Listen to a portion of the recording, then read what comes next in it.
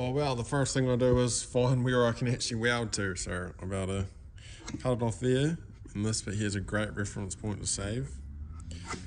Cut off there, patch that bit, and then from that bit, patch this bit.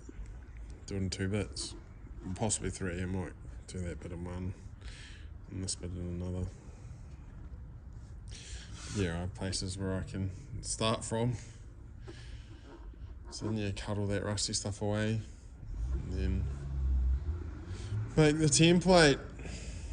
Maybe make our steel welded in. Shouldn't be too bad actually.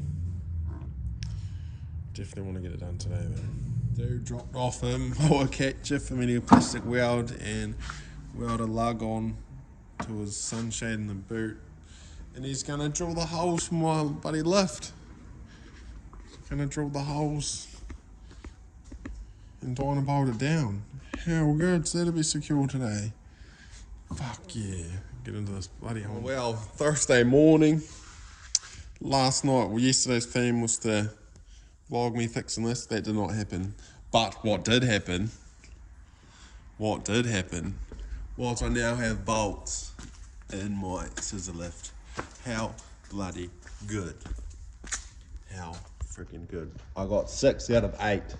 So I need 2 more, but heck yeah, and this one we had to cut off because when you lower it, it's there. But very happy. And I stuck my damaged dozer on the side there. See how it worked. God, I'm excited.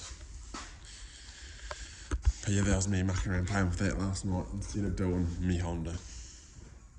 That's today's mission. Start with the tidy up like normal. Go back to the old videos. Good morning, boys and girls. So the lift's a hell of a lot more sturdy now, bolts in it.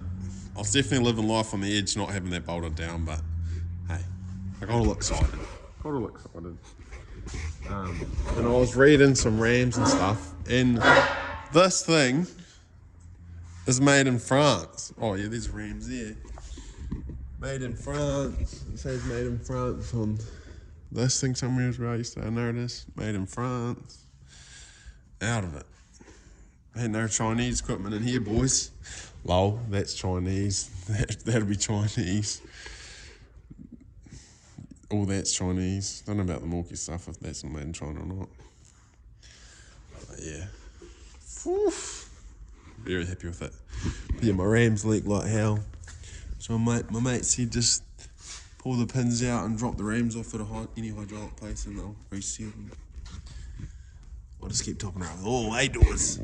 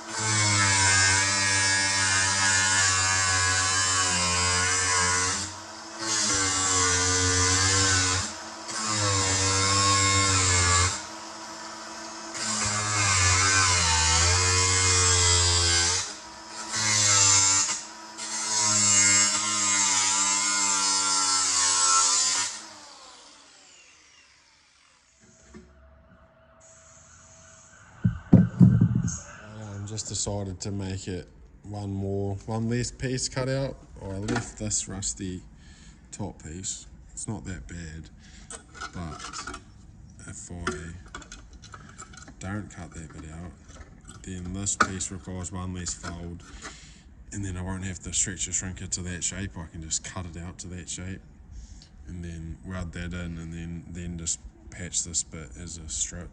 I think it'd be a lot easier. More welding, but less like measuring and trial and error and test fitting, and less of that and more just hammer down. But yeah, we're gonna fold this bit up, and yeah, try making you one of them, fill in that friggin' hole and then do that bit last, because that's the easy bit. Always do the hardest part first. Because once I'm into it, I don't seem to stop. Get it out of the way and done, and then the easy bit, you can switch off, sort of. Be like, this will work awesome. Focus for my little brain. How good does that Jason machine look there? So good. Happy as. I lost the wheel, so I'm going to go to Mitre 10 and get 2 pairs of these. Well, they might run that size, but this is my wheel for now. Old wire spool. It'd work better if it was full, because she's broken already, but cut off wheels and washer. Works all good. It's only really for storage, the wheels, so you can get it off, but that's how they're secure to the rig. Those wedges get hammered in. Yeah. Good times. That reminds me, I need to message the dude and say, bring in your car next week for me to fix your sill with this bad boy. I've got a new sill upstairs to weld on, but I need to pull the original one out so it all lines up for a cut off. The start of this patch just roughed out. Some people use cardboard templates. I just start with a bit of steel as my cardboard template, and then if it's close enough, I'll send it. So as you see, I've got to make that curve. So I put that in the stretcher shrinker. Shrink it, I should say, because I'm not going to be stretching it. Just shrink it around that bend. So I'll show you how I do that. Well, it's now 4 o'clock in the afternoon. No, what's that? Yeah, that's 4 o'clock, 4:15. Fuck, couldn't ring analog time for a second. Yeah, I've done nothing. Went and looked at a bus that I got to do next month. Went and looked at another rusty Hilux. They're going to paint the roof on and stuff. Hit a wall, watched some YouTube videos. Wasted the day, so it's going to be late night tonight getting this done. Yeah, head down and into it. So, where I was at, it's that dark in here, my bloody torch turns on. New lights on the list. Where I was at was shrinking this to be that curve. So I'm not going to take any measurements or nothing. I'm just going to throw it in the shrinker and wing it. This is where Dora likes to hang out. Our beds. So this is stretcher, shrinker. Yeah, literally they just have these wee teeth. As it comes down, it pulls the steel together. And that's what shrinks the steel. It's literally like squeezing it together. And obviously, stretch is the opposite. So these teeth, when you push down, will pull apart. And it's stretching the steel out and shrinking the steel in. Maybe I'll do this with one hand. So I put the steel in there, pull the handle, it'll stretch that. Not shrink that. Yeah, this is the shrink one. Yeah, I want to shrink it. I hope it's a shrink one. Yeah, it is. Pull the handle and shrink it. So I'll just move it, shrink it, move it, shrink it, move it, shrink it. And just fill it up again and see what it's like. Ooh, workshop looks good with that lift there. Fuck yeah. Finish the ceiling and lights. So the shape's good now, the curve. But I was being too rough on it, not paying attention to what I was doing. And you can see my shrinker marks have ruined my fold. There was, yeah. So I gotta refold that, because I fucked it. Not paying attention to what changed my plan. I'm gonna piss that off, not make it one piece. I'm going to make this piece, this easy piece, then just copy that for this bit, and then just make that bit there. And do it that way. And then just do the weld across here, and obviously weld. Yeah, I'm doing it that way. Stuff that way. Piss that off.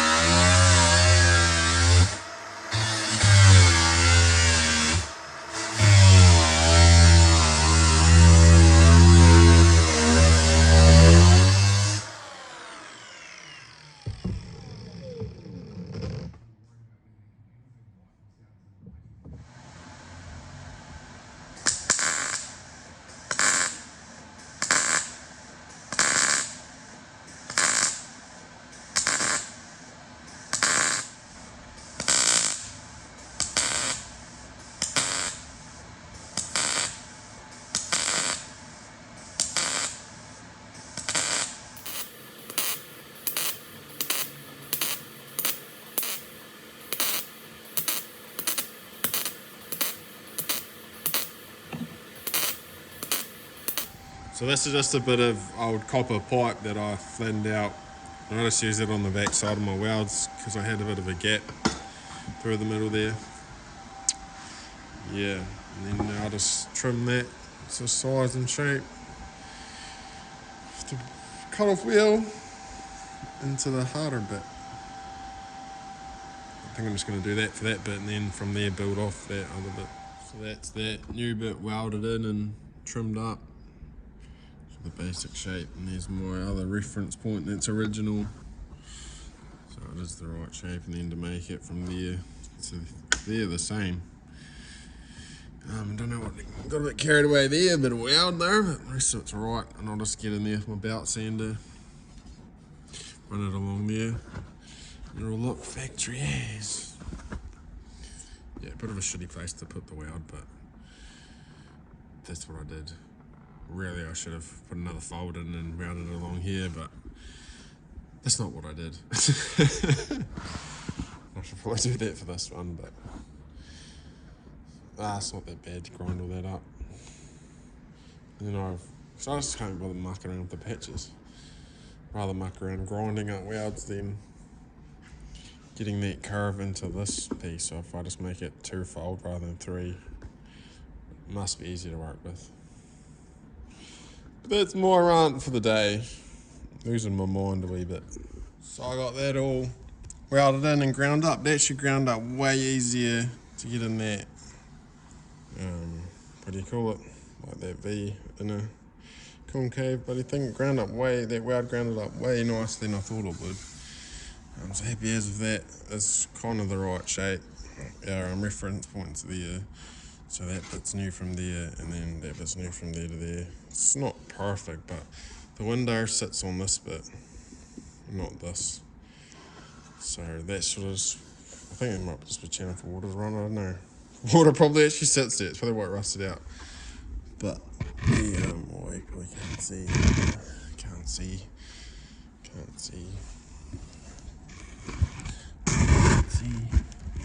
You got a penetration through there, but yeah, because I was worried about being able to clean that weld up, and I was thinking I should weld to here so I can just run this along there and clean it up easier than the belt sander in there, but nah, that was easy as to clean up. So it looks like the shape seems to be kind of the right shape. So yeah, I'm confident as the windscreen's going to fit. I'm confident as. So now I've just got to weld the patch from there to there. Make that bit. I'm going home for tea. I'm hungry. Oh, I have snacks here. You see my fridge. Yeah, tea time. Go home for tea. Say to Caitlin, she visited me after work. And then hopefully I come back. Because if I come back tonight, then I can epoxy prime that. And then they can put the windscreen in tomorrow afternoon.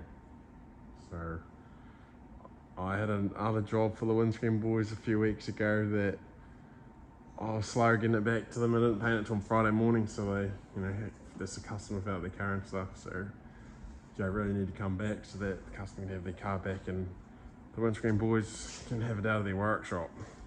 So I don't have to store it for the weekend. So yeah, shouldn't have left it. Should have been more motivated this morning, but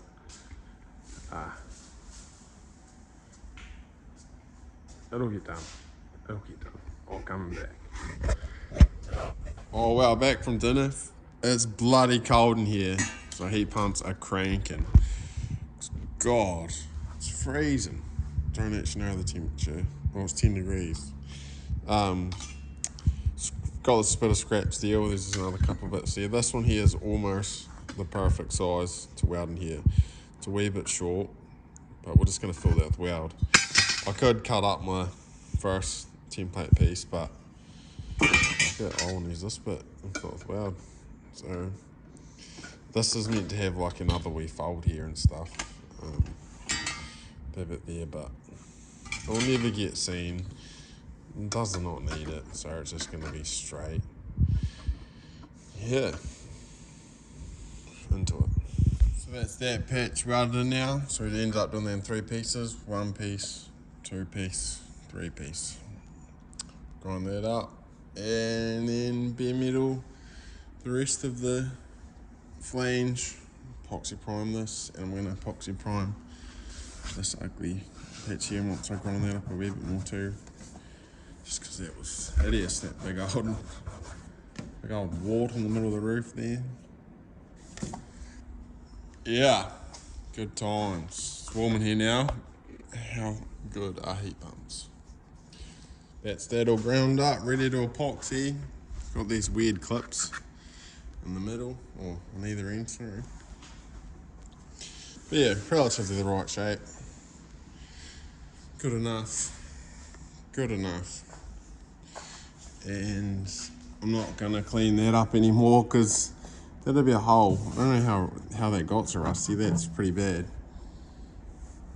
Yeah, that's still just a big lump of rust. But it'll epoxy that and it'll hold it off a bit longer. But yeah, I don't want to dig into that until it's a hole. That really needs patched no matter what.